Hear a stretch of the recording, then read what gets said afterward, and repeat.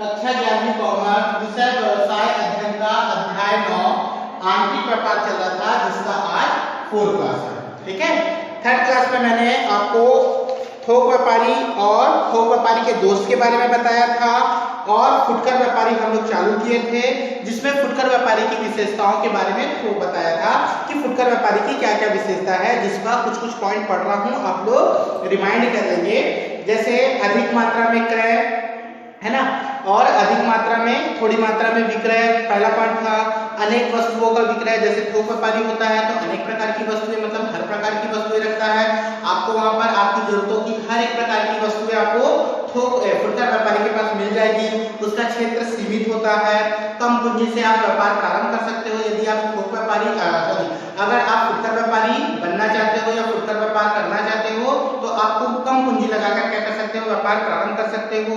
आप कभी कभी नगद भी व्यापार करते हो और उधार विक्रय भी करते हो, है ना। उपभोक्ताओं से प्रत्यक्ष संबंध, क्योंकि जब फुटकर व्यापारी जो होता है वह उपभोक्ताओं से प्रत्यक्ष संबंध मतलब सीधा संबंध होता है, वह अपना सामान सीधा ग्राहक को, उपभोक्ता को ही बेचता है। तो ये जो था फुटकर व्यापारी की विशेषता। आज का टॉपिक है फुटकर व्यापारी के गुण।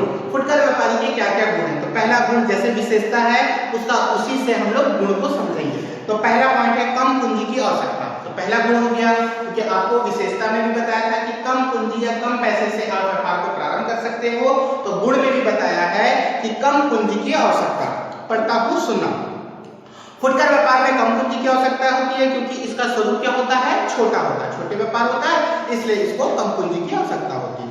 दूसरा बोलता है कम जोखिम। इसका जोखिम क्या होता है, कम होता है। इस व्यापार का एक प्रमुख गुण है जिसमें कम जोखिम होना। यही कारण है कि इस प्रकार के व्यापार की कम असफलता होती है। आप देखना, आपके घर के पास जो भी राशन दुकान होगा, है ना, तो उसमें व्यवसाय की चलन, जो व्यवसाय फुटकर व्यापारी होगा उसका जो व्यापार का जो चलन होगा, संचालन होगा, आप कम पैसे से कर सकते हो और उसका व्यापार निरंतर चलता होगा। देखना, बहुत कम ऐसा दुकान होगा जहां पर ग्राहक नहीं होंगे, तभी उसका दुकान नहीं चलेगा, अन्यथा उसका दुकान हमेशा चलता ही है। उसके बाद अगला होता है विभिन्न वस्तुओं का प्रदाय। विभिन्न वस्तुओं का प्रदाय मतलब वो अनेक प्रकार की वस्तु रखता है। मैंने बताया था आपके घर के आसपास कोई भी एक फुटकर दुकान होगा या कोई राशन दुकान होगा, आप वहां चले जाइए, आपको एक लिस्ट बना लो कि क्या क्या वस्तुएं रखता है। देखना, उसके पास आपको 10 किस्म का बिस्किट मिल जाएगा, शैम्पू मिल जाएगा, है ना, सर्फ मिल जाएगा, आपको क्या बोलते हैं, शैम्पू मिल जाएगा, दाल चावल सब्जी, दाल चावल मिल जाएगा, सूप फुटकर सामान मिल जाएगा, है ना। आपको हर एक आवश्यकता की वस्तुएं, लगभग आवश्यकता की वस्तुएं आपको वहां पर मिल जाएगी। तो आप इसकी एक सूची बना के देखिए, आपको पता चलेगा कि फुटकर व्यापार के पास किस प्रकार की वस्तुएं या कितनी प्रकार की वस्तुएं मिलती है। तो उसी को बोलता है विभिन्न वस्तुओं का प्रदाय। अगला आता है उपभोक्ताओं से संबंध। पहले बताया कि उपभोक्ताओं से प्रत्यक्ष संबंध होता है क्योंकि व्यापार की आखिरी कड़ी, व्यवसाय की उपभोक्ताओं से पहले आखिरी कड़ी फुटकर व्यापारी है और फुटकर व्यापारी के बाद सीधा किसके पास सामान पहुंचता है, ग्राहक के पास। उसके बाद निःशुल्क परामर्शता। देखना, आप कभी अपने राशन दुकान में फोन करके देखो, भैया ये सामान पहुंचा देना, तो वो आपको निःशुल्क सेवा, घर तक पहुंच सेवा देगा। साथ ही साथ आपको ये भी बताएगा कि जो वस्तुएं वो बेच रहा है उस वस्तुओं को किस प्रकार उसका उपयोग करना है, किस प्रकार वस्तु को आपको अपने दैनिक जीवन में उपयोग करना, अर्थात आपको उसकी जानकारी भी देगा, अर्थात आपको वो सेवा भी प्रदान करता है। अब आता है फुटकर व्यापारी का दोष। फुटकर व्यापारी के दोष में पहला पॉइंट बोलता है क्रय में निवेश सावधानी। मतलब यदि आप सामान को खरीद लेते हो, है ना, क्रय में सावधानी करना चाहिए। जैसे यदि आप कोई सामान को खरीद लेते हो और ग्राहक उसकी मांग नहीं करता या वो सामान आपके पास से नहीं बिकता, तो आपके दुकान में जो सामान खरीदे हो वो रखे रखे पूरा खराब हो जाएगा और उस पैसे की आपको पूर्ण रूप से हानि होगी। उसी को बोलता है फुटकर व्यापारी को वस्तु क्रय करते समय विशेष ध्यान, सतर्कता होनी चाहिए। फुटकर व्यापारी का लाभ विक्रय मूल्य, क्रय मूल्य का अंतर होता है। आप कम पैसे में खरीदे हो और ज्यादा में बेचो तो आपको लाभ होगा, किंतु ज्यादा में खरीद के कम में बेचोगे तो हानि होगी। या ऐसा भी हो सकता है जो आप सामान खरीदे हो 100 रुपए में खरीदो हो, आप चाहते हो 150 रुपए में बिकेगा, हो सकता है उसका रेट गिर जाए, कम हो जाए। अब 100 में आप फंसा लिए हो, पैसा खरीद के वस्तु में पैसा फंसा चुके हो, अब उसकी कीमत हो गई 90 रुपए, 80 रुपए। अब आप क्या कर सकते हो, अब इसको 100 में भी नहीं बेच सकते, 100 से कम में बेचना पड़ेगा, अन्यथा आपको उसकी क्या हो जाएगी, हानि हो जाएगी। इसलिए जो भी आप वस्तु खरीदते हो उसमें सावधानी और सतर्कता बरतनी चाहिए। दूसरा बोलता है सीमित क्षेत्र। क्या होता है, सीमित क्षेत्र से उसकी सबसे बड़ी हानि, जैसे आप जिस एरिया में रहते हो, क्या उस एरिया में बाहर के लोग आके सामान खरीदते हैं? क्या नहीं, वहां पर उसी लोग सामान खरीदते हैं जो उस क्षेत्र में निवास करते हैं, तो उसका क्षेत्र क्या हो जाता है, सीमित हो जाता है, तो लाभ भी क्या हो जाएगा, सीमित हो जाएगा। अगला पॉइंट बोलता है विक्रय कला का ज्ञान के अभाव। देखना, फुटकर व्यापारी उनको ज्ञान का मतलब सामान बेचने का गुण नहीं होता, बहुत कम ही व्यापारी मिलेंगे जिसको सामान बहुत अच्छे से बेचना आता है। देखना कभी कभी आप कोई से ज्वेलरी शॉप में जाओगे या किसी राशन दुकान में किसी कपड़े दुकान में जाओगे तो देखना उनके बात करने का तरीका कितना अच्छा होता है। मैडम ये साड़ी पहनिए, मैडम आप ये साड़ी देखिए, आप ये सामान देखिए, मैडम ये ज्वेलरी देखिए, कितना अच्छे से बात करेंगे, आपको कितना अच्छा ट्रीट देंगे, कितनी अच्छा सेवा देंगे, तो आप उसे सामान खरीदने के लिए क्या हो जाएगा, विवश हो जाएगा, नहीं मेरे को सामान खरीदना है, और आपको सामान देकर ही भेजेगा कोई। किंतु ये ऐसा 100 में 1 या 2 मिलेंगे, लेकिन हर एक दुकान में देखना, कभी जाओ और सामान खरीदो तो देखना मैडम लेना है तो नहीं लेना, दूसरा दुकान देख लो, जाओ, ऐसा कभी ट्रीट मिलता है। अर्थात उनको सामान बेचने या विक्रय करने का गुण, मतलब विक्रय की जो कला होती है कि ग्राहक को किस प्रकार अपने व्यापार की ओर लाभान्वित, मतलब व्यापार की ओर आकर्षित करे, इसका गुण उनके अंदर नहीं पाया जाता, वही होता है। और अगला होता है अधिक मूल्य। फुटकर व्यापारी ज्यादा लाभ कमाने के लिए वस्तु की कीमत को क्या करता है, बढ़ा कर बेचता है, यह उसका सबसे बड़ा दोष है। ठीक, अब आता है फुटकर व्यापारी के कार्य। फुटकर व्यापारी के क्या क्या कार्य होते हैं, तो पहला पॉइंट बोलता है मांग का अनुमान। फुटकर व्यापारी को क्या करना चाहिए, वस्तु की मांग पर ध्यान देना चाहिए कि हमारे क्षेत्र के जो ग्राहक है या आसपास के जो लोग हैं, जब उपभोक्ता है, वो किन वस्तुओं की मांग कर रहा है। अगर जिन वस्तुओं की मांग ज्यादा होगी, उसी मांग के अनुरूप वस्तुओं का वो विक्रय करेगा तो उसको ज्यादा से ज्यादा लाभ होगा। अगला बनता है वस्तुओं का एकत्रीकरण। वस्तुओं को क्या करना चाहिए, एकत्र करके रखना चाहिए। जैसे पढ़ता हूं, सुनना। फुटकर व्यापारी अनेक वस्तुओं का प्रदायक होता है, ये तो आपको मालूम है कि उसके पास हर एक प्रकार की वस्तुएं होती हैं, अतः उसे अनेक थोक व्यापारी से संपर्क करना पड़ता है। इसी प्रकार भिन्न भिन्न साधनों स्रोतों से वस्तुएं प्राप्त कर वह उपभोक्ता को प्रदाय करता है। इस प्रकार वस्तु का एकत्रीकरण उसका एक प्रमुख कार्य है, क्योंकि वो बहुत सारी वस्तुओं का रखता है, तो हर एक थोक व्यापारी से उसको क्या करना पड़ेगा, सामान को एकत्र कराना पड़ेगा। सामान जब वो एकत्र करके रखेगा तभी तो सामान ग्राहक को मांग के अनुसार बेचेगा। अगला बनता है वस्तुओं का संग्रहण। देखना, वो अपने पास एक छोटा सा गोदाम रखते हैं, छोटा सा सामान रखने के लिए एक व्यवस्था बना के रखते हैं जहां पर वस्तु को रखते हैं। जैसे आप देखना, किसी राशन दुकान में जाओगे तो उस दुकान के जस्ट बाजू में उसका एक गोदाम होगा कि वहां पे वो सामान रखा होगा, जहां पर केवल खाद्य पदार्थ या ऐसी वस्तुओं को रखते हैं जो अल्प समय में खत्म हो जाए, जैसे 1-2 महीने में वस्तुएं चली जाए, बिक जाए। जैसे देखना, चावल, दाल, गेहूं, ये सब लोग थोक में रखते हैं, ज्यादा रखते हैं, पर इतना ज्यादा भी नहीं रखते हैं कि वो सालों साल चले, वो केवल 2-4 महीना या 3 महीने तक उसका सामान खपत हो जाए। इस प्रकार लोग छोटा सा गोदाम, मतलब वस्तुओं को संग्रहण करते हैं। उसके बाद आता है वस्तुओं का श्रेणीकरण। लोग वस्तुओं की श्रेणी करते हैं। श्रेणी मतलब मूल्य के आधार पर, अच्छी क्वालिटी की वस्तु होगी तो उसका मूल्य थोड़ा सा ज्यादा लेंगे, और उससे कम क्वालिटी मतलब कम मात्रा या कम क्वालिटी की वस्तु होगी तो उसकी कम कीमत होगा। मतलब श्रेणी करके रखते हैं वस्तु की क्वालिटी के अनुसार।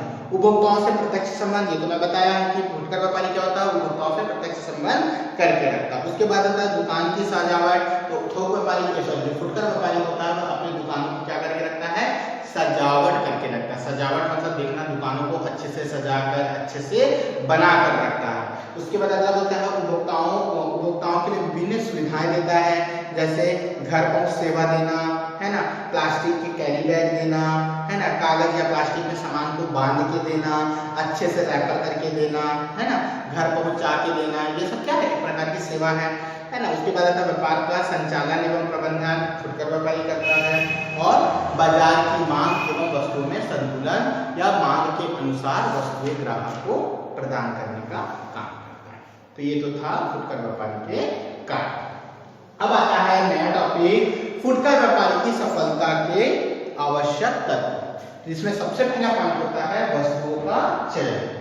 वस्तुओं का चयन मतलब आप ऐसी वस्तुओं का चयन करो या ऐसी वस्तुओं का विक्रय करो जिसकी मांग ग्राहक करता है या जिस वस्तुओं के ग्राहक आपके क्षेत्र में ज्यादा होता है। सुनना, थोक व्यापारी ग्राहकों की रुचि, फैशन, सामाजिक रीति रिवाज, मौसम के अनुकूल वस्तु का चयन कर, संग्रहण कर विक्रय करना चाहिए। आपको क्या करना चाहिए, जैसे त्योहार बार का टाइम है तो अच्छी मतलब जो त्योहारों में या समय के अनुकूल वस्तुएं मांग बनती है उसी वस्तु का क्या करना चाहिए, विक्रय करना चाहिए। अगला बोलता है वस्तुओं का पूर्ण ज्ञान। फुटकर व्यापारी को वस्तुओं का पूर्ण ज्ञान होना चाहिए। देखना आप जाओगे, भैया बेसन कितने का, आपको बता देगा 80 रुपए किलो, भैया तेल कितने का 100 रुपए किलो, भैया दाल कितने का 85 रुपए किलो, भैया सर्फ कितने का आपको रेट बता देगा, साबुन कितने का, पाउच बता, मतलब हर एक वस्तु की जानकारी फुटकर व्यापारी को होती है या उसको चलाने के लिए फुटकर व्यापारी को हर एक वस्तु की जानकारी रखनी चाहिए। अगला होता है पर्याप्त पूंजी, विज्ञापन। आज के युग में विज्ञापन सफलता के लिए अनिवार्य हो गया था। विज्ञापन व्यापारी को स्थानीय विज्ञापन पर ध्यान देना चाहिए। देखना आपके अभी दिवाली का टाइम था तो आपके समय समय पर एक पॉम्पलेट या न्यूज़पेपर में देखना एडवर्टाइज आ रहा था। ये कौन देते हैं, फुटकर व्यापारी ही देते हैं कि हमारे दुकान में बाइक है, हमारे दुकान में सोना चांदी है, यहाँ पर ये कीमत वस्तु है, हर चीज का विज्ञापन अभी आप देखोगे दिवाली के टाइम में आ रहा था। अर्थात विज्ञापन के माध्यम से वस्तुओं के बेचने में या वस्तुओं के विक्रय में आसानी होती है और विज्ञापन के माध्यम से वस्तुएं ज्यादा बिकती है। उसके बाद आता है मूल्य का निर्धारण, वस्तु की स्थिति, प्रदर्शन, मतलब प्रदर्शन करके भी जैसे आप देखोगे दिवाली के टाइम में रोडों में हम लोग क्या कर देते थे, दुकान वाले जो पूरे रोड में वस्तु को सजा के रखते थे, प्रदर्शनी करते थे, हम लोग देखकर आकर्षित होते थे और वस्तु को जाकर खरीदते थे। ये हर एक चीज हर कोई अपनाता है। उसके बाद आता है व्यापार का चयन। आप कोई भी व्यापार को चुन सकते हो और व्यक्तिगत गुण, उसमें व्यक्तिगत गुण होना चाहिए जैसे ईमानदार, निष्ठा, ये सब चीज है ना, शिष्टाचार, ये सब चीज होना चाहिए। उसके बाद आता है फुटकर व्यापारी की सेवा। फुटकर व्यापारी की क्या क्या सेवा होती है, तो फुटकर व्यापारी की सेवा होती है जिसमें सबसे पहली सेवा होती है उपभोक्ताओं के प्रति सेवा। उपभोक्ताओं के प्रति वही सेवाएं जैसे पढ़ रहा हूँ तो मैं शॉर्ट में बता रहा हूँ उपभोक्ताओं के प्रति क्या क्या सेवाएं करता है। जिसमें सबसे पहली सेवा है उपभोक्ता मतलब ग्राहक को घर पहुंच सेवा देना, वस्तुओं की संपूर्ण जानकारी प्रदान करना, है ना, अच्छी क्वालिटी की वस्तुएं प्रदान करना, उचित कीमत की वस्तुएं प्रदान करना, है ना, उनकी समस्याओं का निवारण करना, है ना, ये सब। तो इसमें पढ़ रहा हूँ वही चीज बोलेगा मैं पढ़ रहा हूँ। पहला पॉइंट होता है वह उपभोक्ताओं की आवश्यकताओं की पूर्ति करता है, क्योंकि जो आवश्यकता वस्तु ग्राहक मांगता है वो वस्तु की वह देता है। उपभोक्ताओं के अनेक वस्तु की आवश्यकता होती है अतः अनेक वस्तु का विक्रय करता है। इसके लिए भिन्न भिन्न साधनों से वस्तुएं एकत्र करता है और अनेक वस्तुओं का विक्रय न करे तो उपभोक्ताओं को अनेक प्रकार के व्यापारियों के पास जाना पड़ेगा जिससे उन्हें कष्ट होगा और समस्या होगी। जैसे अगर फुटकर व्यापारी सभी वस्तुएं अपने दुकान में नहीं रखे तो आप साबुन के लिए एक दुकान में जाओगे, चावल लेने के लिए दूसरे के पास जाओगे, दाल लेने के लिए दूसरे के पास जाओगे, मतलब अपनी जितनी भी समस्या मतलब जितनी भी वस्तुएं हैं, अगर किसी के घर में राशन 40 किस्म की वस्तुएं आता है तो 40 दुकान खोलोगे तो सोचो क्या हालत होगा ग्राहक का। तो ऐसी समस्याओं से बचने के लिए वो सभी वस्तुओं को क्या करता है, अपने पास रखता है।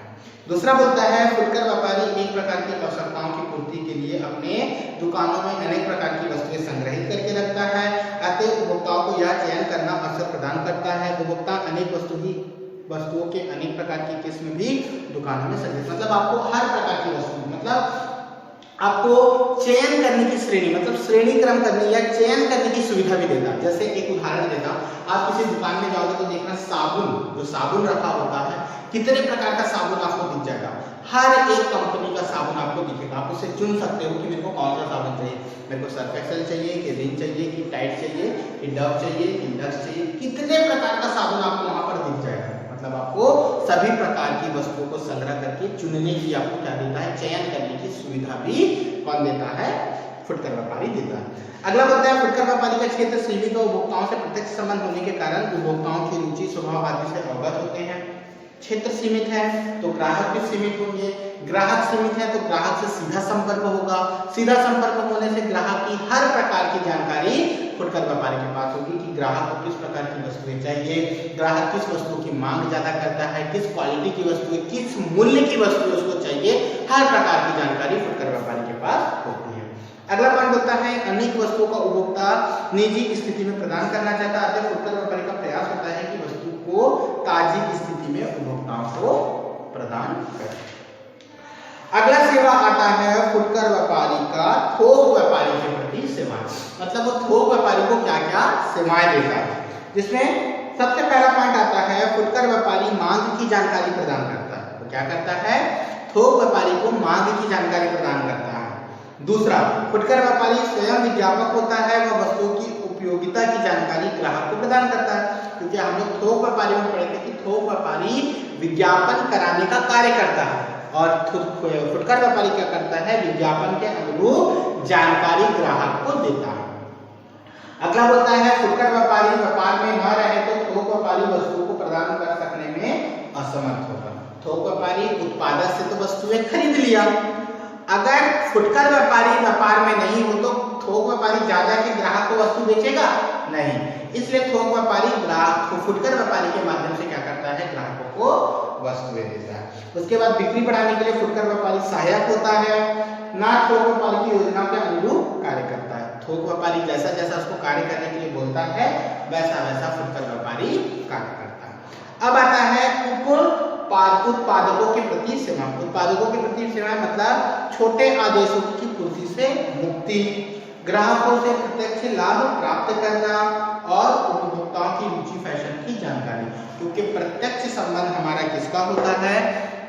फुटकर व्यापारी का होता है। तो फुटकर व्यापारी ग्राहकों से प्रत्यक्ष संबंध बनाकर क्या करता है? वस्तुओं का व्यापार करता है और वस्तुओं के व्यापार से संबंधित संपूर्ण जानकारी किसको देता है?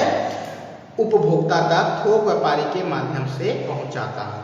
और थोक व्यापारी फुटकर व्यापारी की संपूर्ण जानकारी को ग्राहक तक उत्पादक तक पहुंचाता है और उत्पादक तक जब वस्तु की जानकारी, ग्राहक की फैशन रुचि की जानकारी जब पहुंचती है तो उत्पादक उसी प्रकार वस्तुओं का निर्माण करता है और फिर ग्राहक तक पहुंचाने का माध्यम थोक व्यापारी से फुटकर व्यापारी के माध्यम से ग्राहक तक पहुंचता है। अर्थात ये कड़ी के रूप में, चैन के रूप में काम करता है। अब हमारा नया टॉपिक हम लोग क्लास 5 में पढ़ेंगे, विभागीय भंडार। ठीक है, तो फुटकर व्यापारी के स्वरूप में हम लोग अगला पॉइंट है विभागीय भंडार। विभागीय भंडार अगर मैं हिंदी में बोलूं तो आप लोगों को समझ में नहीं आएगा कि विभागीय भंडार क्या होता है, लेकिन अगर मैं इसको इंग्लिश में आपको आपकी लैंग्वेज में बताऊं तो आपको फट से समझ में आएगा कि विभागीय भंडार। मॉल सुने? मॉल जाते हो घूमने? बस विभागीय भंडार जिसका दूसरा रूप मॉल, जिसको हम लोग मॉल के रूप में जानते हैं। क्लियर है?